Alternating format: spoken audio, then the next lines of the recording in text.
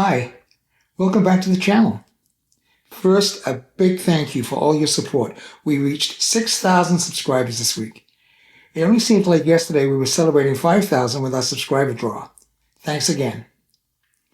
Also, please watch our Everything Classical Music live stream every Wednesday at 5 p.m. Pacific Time and 8 p.m. Eastern Time.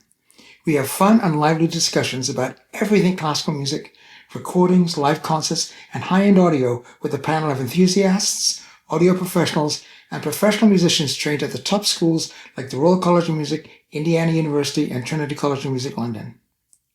Our guests have included luminaries from high-end audio and eminent professional classical artists at the top of their profession. Most importantly, we encourage viewers new to classical music to get involved.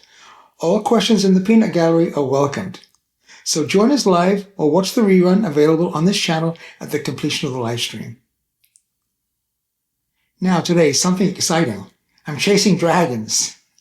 Well, not chasing perhaps, but searching out and reviewing two very ambitious releases from boutique English audiophile label Chasing the Dragon.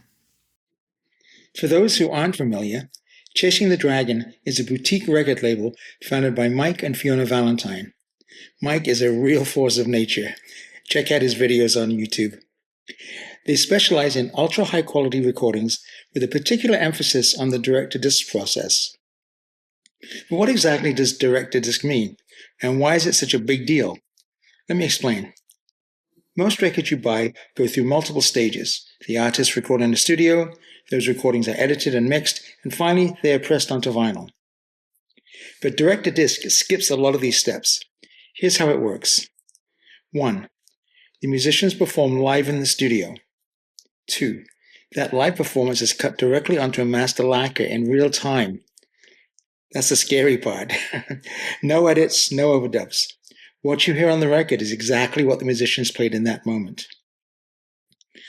This process demands incredible precision, both from the musicians and the recording engineers. If one thing goes wrong, the whole take has to be scrapped. But the result can be unparalleled sound quality and a raw, authentic listening experience. Today we're going to talk about Chasing the Dragon's two most ambitious projects featuring large orchestras. The first one is Espana, a tribute to Spain, which was recorded in 2016. It was rehearsed, mixed, and cut directly to vinyl in one day. Remarkable. It's on 33 RPM and 180 gram vinyl. It was recorded at Air Studios in London, played by the National Symphony Orchestra, conducted by Debbie Wiseman, with a mezzo-soprano soloist, Rosie Middleton. And we get selections from Carmen by Bizet, Espana by Chabrier, and Capriccio Espagnol by Rimsky-Korsakov. All three challenging works, especially direct-to-disc. We'll talk more about that in a second. And the second album is not direct-to-disc, but recorded a little bit more conventionally. It's Scheherazade by Rimsky-Korsakov, and the 2023 vinyl release was cut from a high-resolution digital mix cut at half speed. It was recorded at Henry Wood Hall in London. Also at 33 RPM, with 180 gram vinyl, and again the National Symphony Orchestra, but this time conducted by Anthony Inglis, with a solo violin, Katerina Nazarova.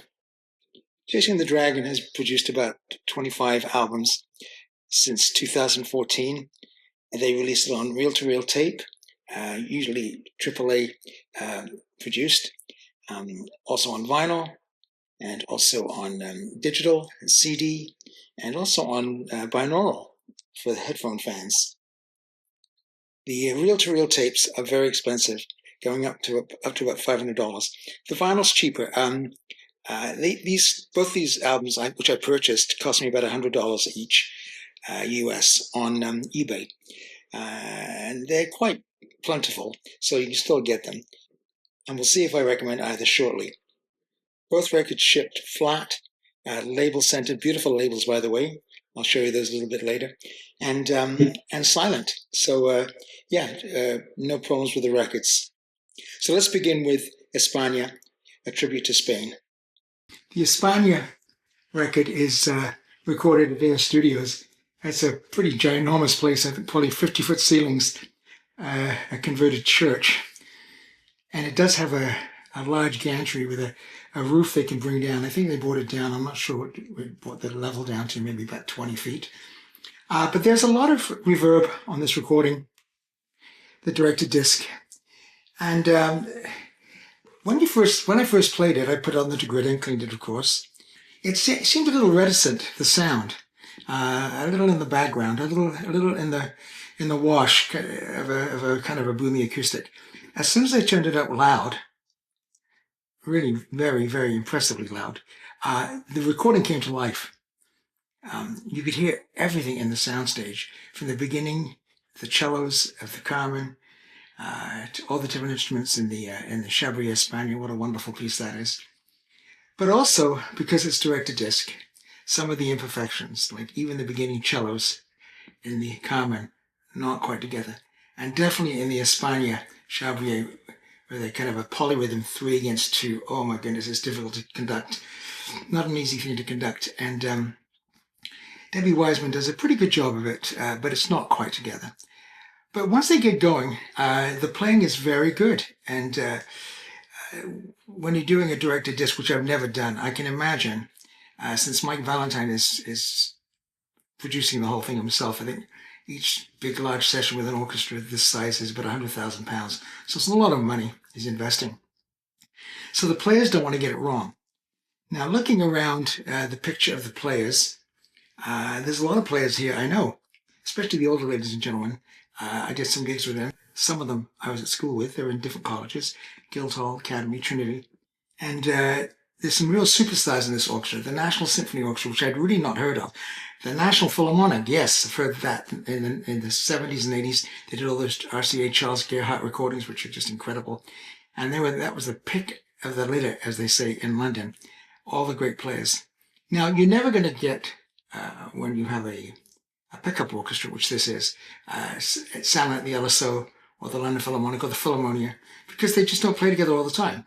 And they get together on a rainy Monday morning and at Air Studios, and then they expected to play cold in a recording without much rehearsal. Well, this one is even worse, because it's directed disc. So they rehearsed it, recorded it, and cut it all on the same day, which is a remarkable experience. So for that alone, yes, I can recommend it.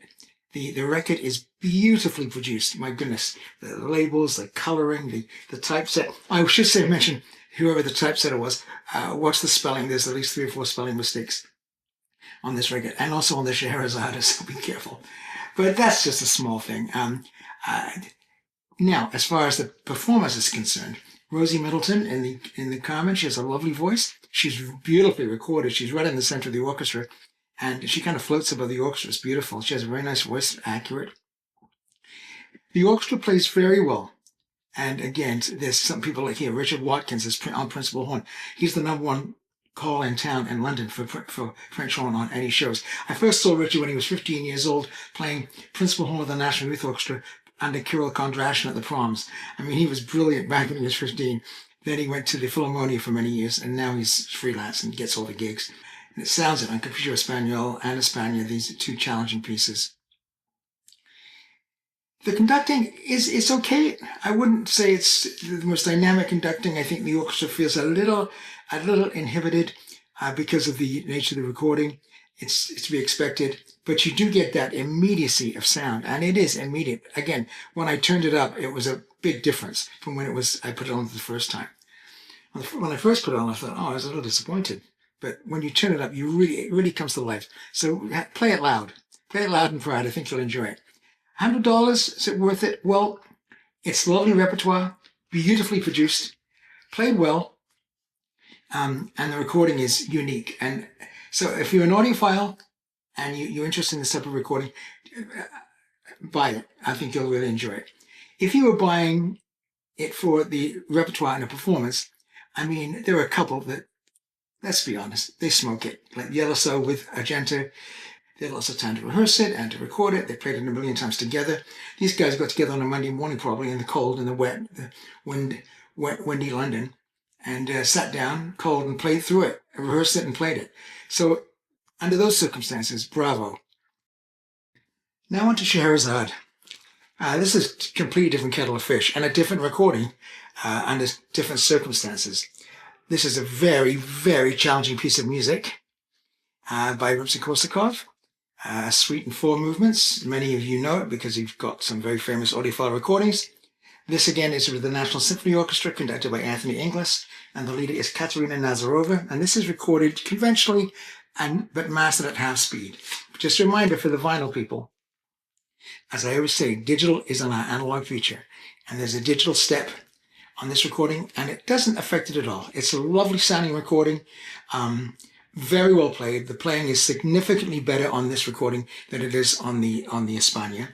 So yeah, if you don't have a recording of Scheherazade and you want an audiophile recording of it on lovely vinyl with a really cool label, go ahead and buy this, no problem. $100 at eBay. This one was recorded in Henrywood Hall, which is more of a rehearsal space and a lot less boomy than Air Studio. It's more controllable, I think. It sounds it. It's a very good recording, very dynamic. It does get a little congested in some places, mainly towards the end when the ship is crashing on the rocks, but nothing to get upset about. I think I'd love to hear the tape version of this all analog. I bet you it's amazing. But for vinyl pressing, it's very, very good. The orchestra, again, the National Symphony, has a lot of the young guns from London playing it. I see the principal French horn. He's basically the flavor of the year. He's a wonderful horn player. And the second horn, Angela Barnes, she's from the LSO. Outstanding second horn player. And there's a lot of top players in London, and it shows. The playing in this is better than the Espana. Is it down to a little more rehearsal, a little less intimidating recording venue, recording situation, slightly different conductor? I'm not sure what it is, but it's very good. If I was putting this as a recording compared to Beecham on my ASD, I think it's 521, magnificent EMI with Stephen Sarek as soloist, violin soloist. Well, no, this one's not going to beat that. Although Katerina Nazarova, the leader, she's very good. Intonation a little bit at the end, the really challenging part when it gets very quiet, very high. A few little blemishes there. But on the whole, she's very, very good, as is the conductor. But it's not going to beat the Beecham. It's not going to beat the Reiner. And you can still get the Reiner for $40 at Acoustic Sounds, Analog Productions version, Ryan K. Smith's cut. It's still available, and it's magnificent. It's right up there with the Beecham as a performance. Now, if you're an SACD person, you can get the reference recordings, Jose Cerebrier version with the London Philharmonic, which is astoundingly well played. So there's three right there that I would put as a performance ahead of this one. But if you don't have a Scheherazade, first of all, you should have one because the music is absolutely wonderful. The soloists, every instrument gets solos all through all four movements, and they're beautiful. The flute playing, again, Andy Findon, who I mentioned already, the French horn player, and they're just wonderful. The lead cellist is Justin Pearson. He's also recorded, I think, the Bach suites on Chasing the Dragon. By the way, the trombone section on both recordings, led by Richard Ward, outstanding. Some of the best trombone playing you'll hear. And the principal horn, by the way, is Ben Goldscheider. It's very, very good. And also principal trumpet on this recording is Phil Cobb, who was principal trumpet of the London Symphony when he was 21 years old. Yeah, he's one of those guys, brilliant musician. So yeah, the packaging is fantastic. It comes with a wonderful booklet, really detailed booklet. Again, some of the spelling, you need to check that. Really detailed about the mic placement and the different types of microphones they use. I think they use about 14 mics. It's not overly spotlit or anything. It sounds like a lovely natural recording, but it's not Beecham at Kingsway, and it's not Reiner in Chicago Symphony Hall with the RCA guys. So just to let you know, so if you're looking for the best performance, you're gonna have to look elsewhere. If you're looking for a very good performance with a really immediate sound, in an exciting label, a boutique label, you want to support it. Again, I think it cost Mike Valentine £100,000 to produce this. Just before we sign off, I'll just show you the labels. They're very, very beautiful.